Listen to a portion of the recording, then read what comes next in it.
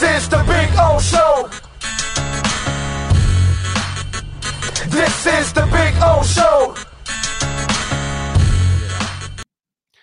All right, let's bring him aboard. Cameron Wolfe and our KSDT CPA Miami Dolphins post-game report. There he is. We unleash the Wolf Pack.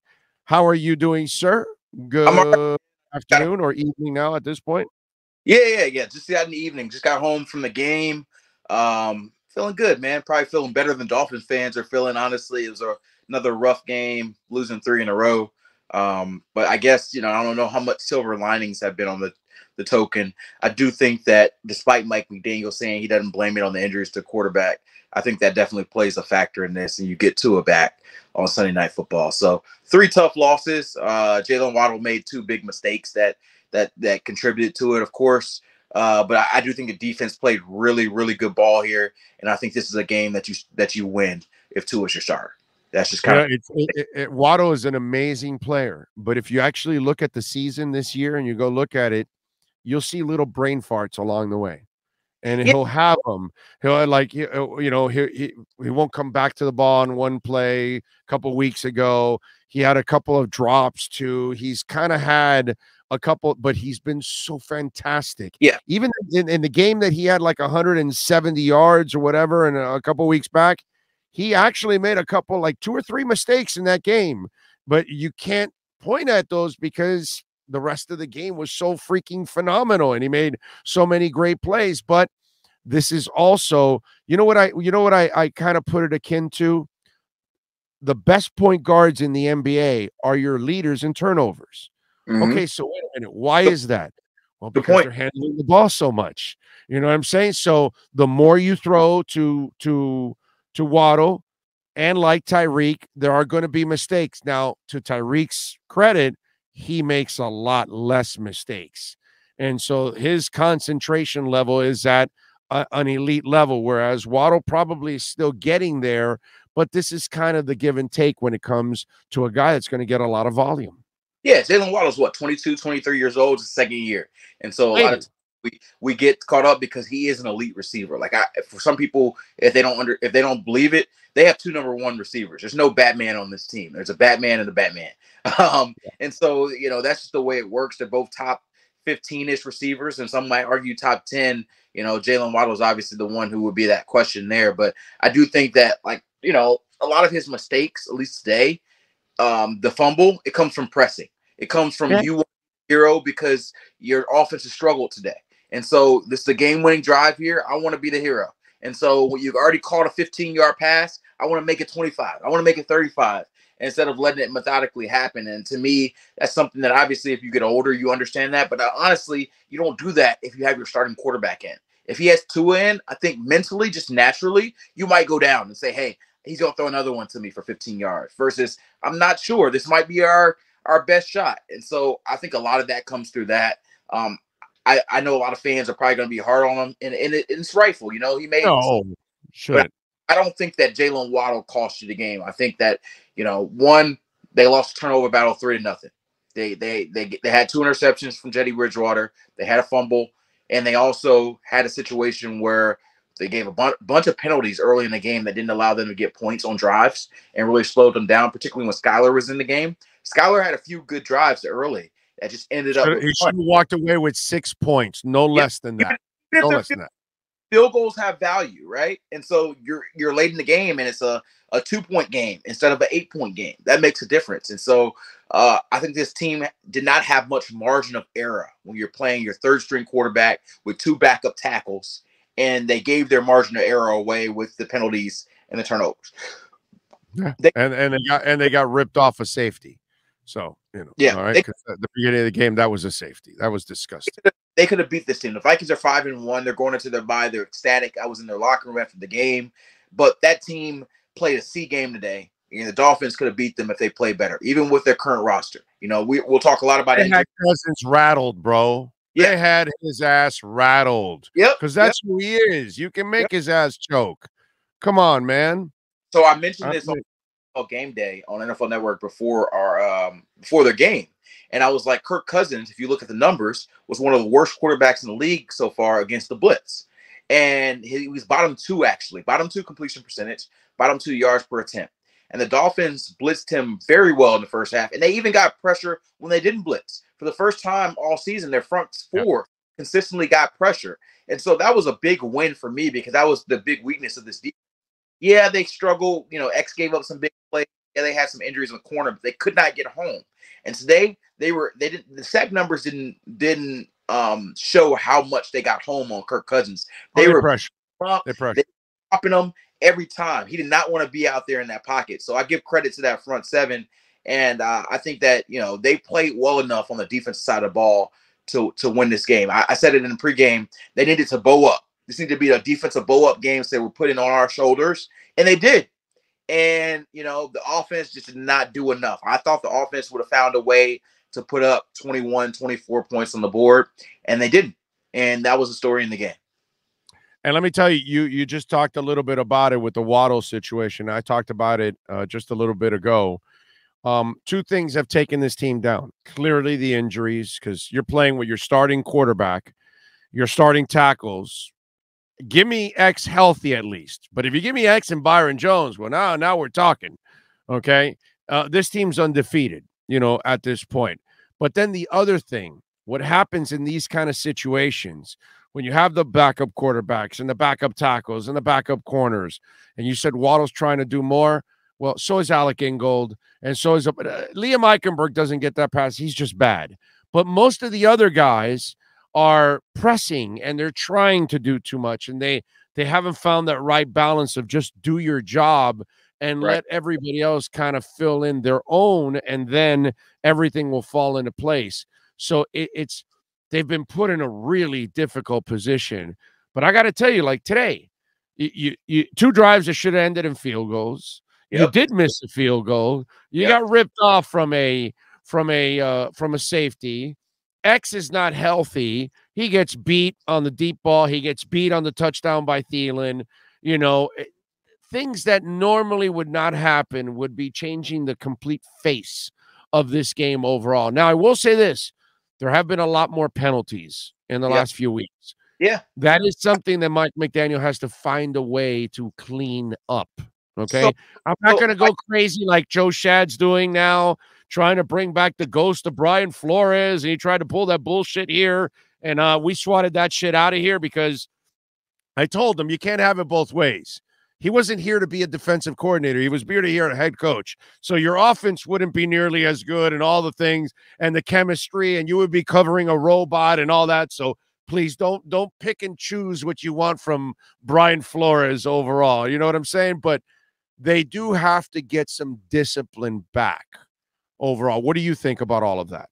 Absolutely. I think that, I think the one thing that is maybe a negative, not necessarily a negative, but a consequence of the offense being so innovative and so complex is that they run a lot of routes that have intricacies. And if one person makes a mistake, it's a penalty.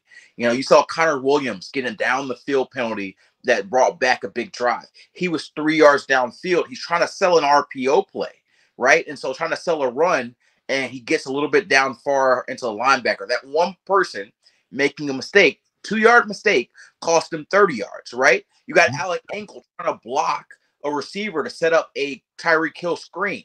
He blocked him a little too early, just a tad too early. But they're trying to set up these big plays that work, but if you don't do them precisely, they have penalties. And so it's something where, since they've been so innovative, they had so much production, like, although the numbers, like point-wise, not come up, Tyreek Hill had 177 yards today. Jalen Waddle had 126 yards. Mike Gesicki had his best game of the season. And so I'm not going to say this offense is quarterback-proof, but Mike McDaniel is showing that, hey, I can put up numbers with a lot of players. Now, that being said, numbers are different than points. And the points come when you can figure out how to get the little things right, the penalties. Don't hold. Don't have offensive pass interference on some of these pick routes you're trying to throw. And so that, to me, comes with more reps, more comfort, and guys realizing the importance of the little things. And I don't know if that's something that Mike McDaniel has to be closer than him on practice, if it's something that the position coaches have to be better with him with, but it's something that the good teams, the great teams really do. They got to sell those things. And so I think for an element of not necessarily lack of discipline on the team. It's lack of detail on the intricacies of what probably is a difficult offense to learn. Yeah, no, I'm with you there. It's just it's a little frustrating. They're kind of beating themselves, and I think that's kind of what's going on here. And they're in a lot of these games. That's where I think you wanted to see something about Mike McDaniel down 21, backup quarterbacks, all that. Skyler looked magnificently prepared for this week. He looked good. He looked competent. The people around him were failing. Like, you're not expecting that. This is like a weird day. You're expecting the young quarterback to make the mistakes, not the people, not most of the veterans around him. Absolutely. You're expecting Iggy to get burned, not X. It's just, bro, it's just a really effed up situation. Here's what I would say. I remember we talked on what was it, Friday, and I told you the story of the game is going to be either we're talking about the defense either bowed up and stepped up to the plate, or they failed them. And I was shocked because the defense did bow up for the most part and played their game, and they still didn't do enough to win. There were timely things, like you said, X did give up a touchdown to Thielen. But I would say that in the first half, at least, X and the defensive group did a really good job of covering Mike. They gave up 91 total yards in the entire first 2.5 quarters of the game. Through 10 drives, the Vikings had 91 yards. They had, I think, 7 or 8 3-and-outs in those first 10 drives. Like, they were stopping them. Jefferson only had maybe 26 yards on 4 catches to start the game. And then Nick Needham got hurt. Keon Crossan got hurt. And they were decimated even more at cornerback, and they were forced to play X, and I think in a little bit more less advantageous situations. They were probably helping him a little bit with coverage with Jefferson, and then he had to play him one-on-one, and then he had to play Thielen. So when you play one-on-one, and he told me he's close to 100% on his groin. I don't know how close he is. Maybe he's 80%, maybe he's 70%, but I don't think he's fully 100%. And so this is a situation where you get exposed when your depth gets hurt. And I think I told you before the game, Dolphins players kept telling me through the week, once we get healthy, we're going to show that we're this unit, right? And so for the first quarter and a half, they were showing what they showed in Buffalo, that they were a really stout defensive team. And then the injuries started happening, and they broke down apart. And Nick still only gave up, 20 points. But maybe if they give up 13, they win this game 16-13. But to me, like I said, the defense was the bright spot of this game. The problem was too many offensive mistakes when you needed it most. All right, well, Friday, after Tua got knocked out on Thursday, I predicted that he would miss the next 2 games and that he would play for the Pittsburgh game. It looks like that's what's going to end up happening. Yep. So today, during the second half of the game, I threw out another one. I said, today, officially, Skylar Thompson passed Teddy Bridgewater on the depth chart. Agree or disagree? I agree. I think there's 6.5 million reasons why the Dolphins will not agree, whether they say it or not. I just think that's the reason. What they say and what they did this week are 2 different things. You've been covering the league long enough. Veterans that are available on Friday and Saturday, you play them, bro. Correct. I think that probably means they have more comfort and they think it's closer than maybe they thought at the beginning of the season.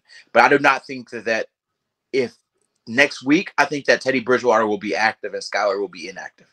And so that will be the telling tale. If Teddy Bridgewater is inactive and Skylar is active, then all of a sudden they're telling us that Skylar's passed them. But I do think that it'll be Teddy active the rest of the season with Tua, if Tua's healthy and starting quarterback. And I think that's 2 reasons why. One, Skylar, I think, is a gamer, and he plays well when he has a full week of practice like he did.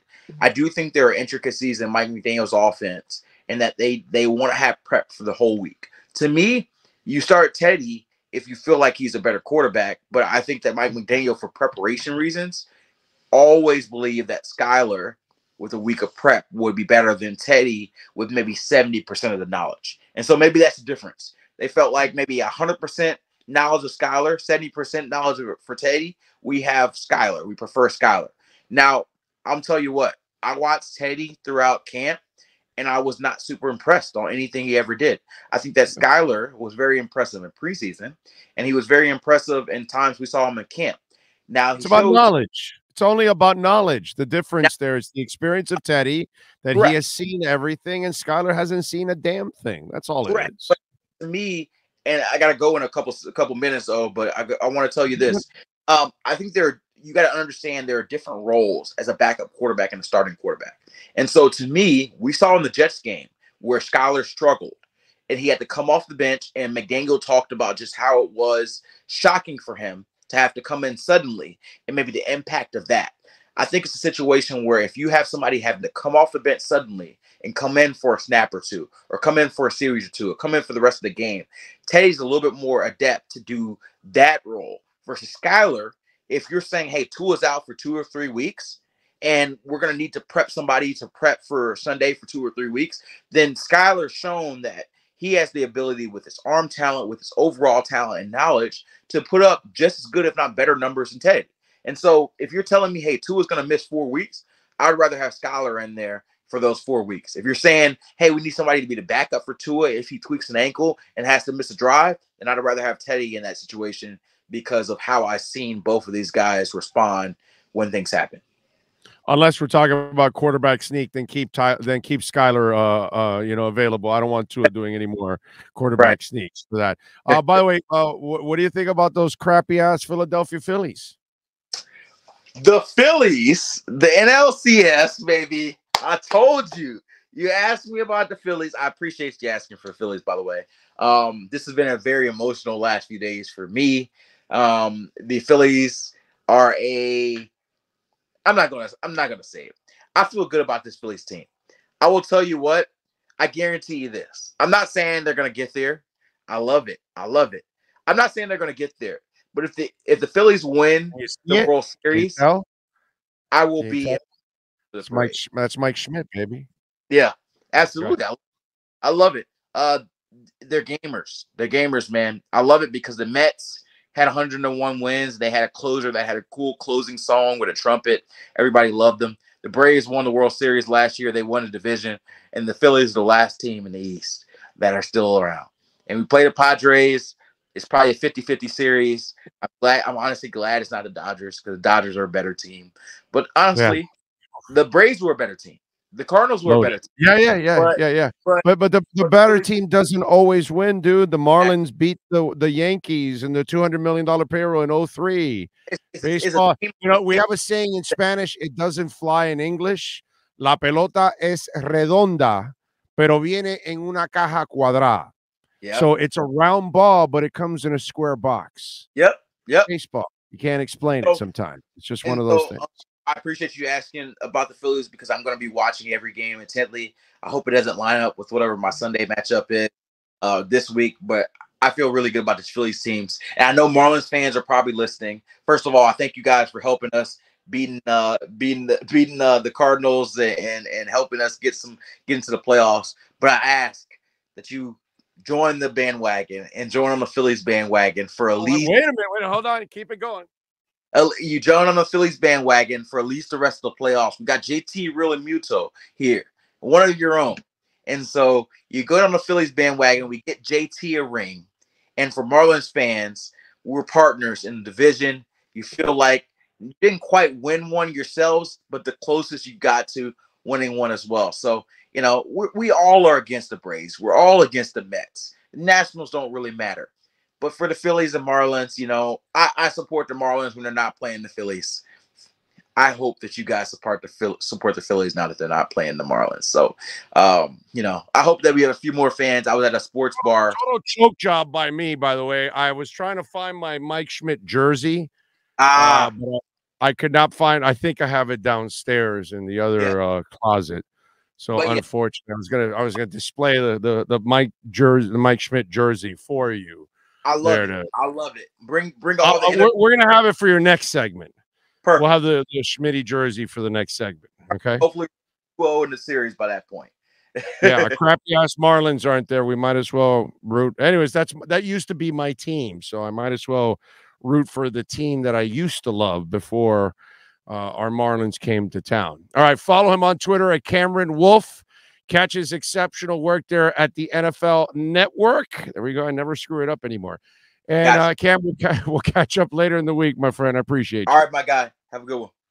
Got it. There you go. The Wolf Pack has been unleashed.